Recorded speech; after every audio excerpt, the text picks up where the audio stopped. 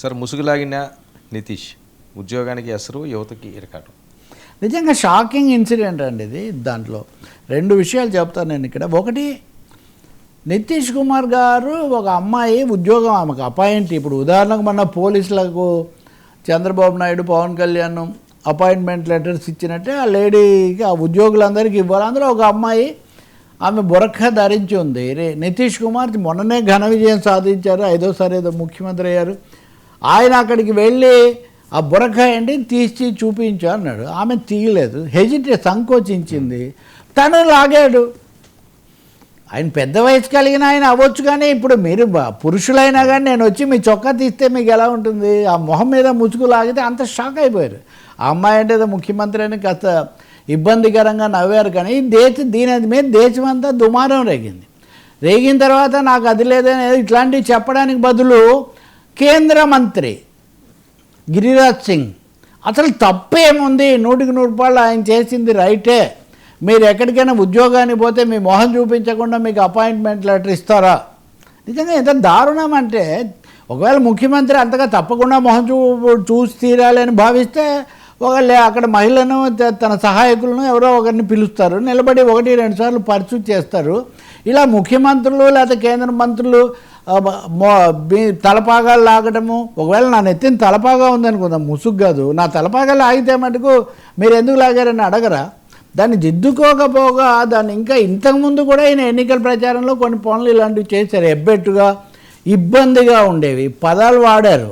ఇక్కడ ముసుగులాగి సమర్థిస్తున్నారు. పైగా ఈ గిరిరాజ్ సింగ్ ఏమంటాడు, it is not an Islamic state, ఇదేమి ఇస్లామిక్ స్టేట్ కాదు, ఇట్లాంటి చోట మీరు బురఖా వేసుకొని వస్తే నజీబ్ ఎందుకు ఊరుకుంటారు? కాబట్టి ఆయన చేసింది పూర్తిగా సరైంది, దీని మీద మీరు అనవసరంగా గొడవ చేస్తున్నారు. మీరు ఆ అమ్మాయిని నిర్ణయించుకోవాలంటే ఏమని, ఉద్యోగంలో చేరాలా లేక ఆయన ముసుగులాగా ఆయన బురఖా లాగాడు కాబట్టి దాని మీద ఆగ్రహించి వదులుకోవాలని. ఇంతకంటే దారుణం ఏమైనా ఉంటుందండి? ఒకవేళ ఒక అమ్మాయి యువతి ఆమెకున్న నేపథ్యంలో ఆమె ఇబ్బందికరంగా ఉంటే సర్దుబాటు చేసే బదులు ఉద్యోగం కావాలా, ముసుగు కావాలా అంటే ఇది మతపరమైనటువంటి దానికి దారితీదా? ఇప్పుడు మనము 19వ తారీఖున మనం కూర్చొని మాట్లాడుతున్నప్పుడు ఈరోజు మీరు మీడియాలో చూడండి, విశ్వ హిందూ పరిషత్ ఒక ప్రకటన చేసింది. ఎట్టి పరిస్థితుల్లో హిందువులు అనేవాళ్ళు క్రిస్మస్ వేడుకల్లో పాల్గొనకూడదు, ఏ విధంగానూ పాల్గొనకూడదంట.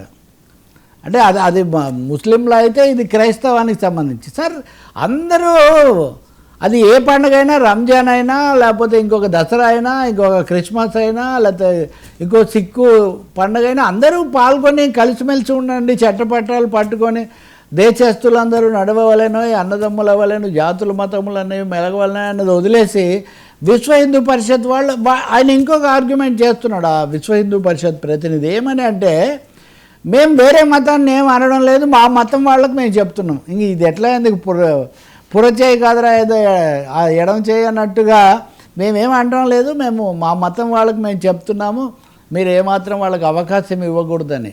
సరే, ఆ అమ్మాయి బురఖా వేసుకున్నా ఇంకొకరు ఇంకోటి చేసినా వాళ్ళ పద్ధతుల్లో ఎలా అని కాదు, మా రూల్స్ ఒప్పుకోమంటారా? రూల్ ప్రకారం చేయండి. ముసుగులాగా బురఖా లాగడానికి అయితే రూల్ ఏం లేదు కదా.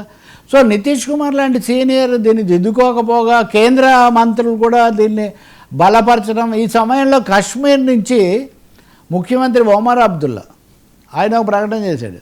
ఏమనంటే, ఇప్పుడు అందరూ వ్యతిరేకిస్తున్నారు, గతంలో మా మహబూబా ముఫ్తీ కూడా ఇలాగే లాగారు, ముసుగులాగే ఆమె కూడా ఇలాగే బురఖా లాగారు. సార్ నేను ఇందాకే చెప్పాను, Mehbooba Mufti is a lady. అదైనా సరైంది కాకపోయినా ఆమె మతము మహిళ రెండు కావడం వల్ల ఆమెతో అదేమీ అఫెండింగ్గా తీసుకోకపోవచ్చు, కారణం ఏదైనా. అసలు ఎందుకు ఇలాంటి ముఖ్యమంత్రులకు ఈ పనులు ఎందుకు? వాడికి సహాయకులు లేరు. అదిగో ఇది ఒక విధంగా సరైనటువంటి జాగ్రత్తలు తీసుకోకపోవటము, హోదాకు తగినట్టు పెద్దరికాన్ని నిలబెట్టుకోలేకపోవటం తప్ప దాన్ని ఇంకా సమర్థించడం ద్వారా పెంచుతున్నారు. ఇట్లాంటివి అన్ని చోట్ల మొదలైతే చాలాసార్లు సినేరియో అదే. నిన్న కూడా మనం చర్చించాం కదా నటీమణి పట్ల, ఆమె మీద కేసు పెట్టారు ఉదాహరణకు వాళ్ళ మీద. ఇట్లాంటివి ఏమవుతాయి? నితీష్ కుమార్ క్షమాపణ చెప్పాల్సిందే అని ప్రఖ్యాత కవి జావేద్ అఖ్తర్ కూడా ప్రకటన చేశాడు. ఇది మామూలు ఇది కాదు, చిన్న చిన్న విషయం కాదు, సారీలతో కుదరదు, నితీష్ కుమార్ షుడ్ అపాలజైజ్ అని. ఆయన అపాలజైజ్ కాదు, చాలా వీరోచితంగా సమర్థించుకోవడమే కాకుండా ఎదురుదాడి కూడా చేస్తున్నారు. నేను రెండోది కూడా మీకు కలిపాను. సో ఈ మతపరమైన సంకేతాలు, మతపరమైన వ్యత్యాసాలు లేకపోతే ఆచారాలను దెబ్బతీసే అంశాలు మటుకు ఈ దేశానికి ఏమాత్రం మంచిది కాదు. అందులో అలాంటి సీనియర్ మోస్ట్ ముఖ్యమంత్రి నుంచి రావడం అసలే ఆందోళన కలిగిస్తుంది. సార్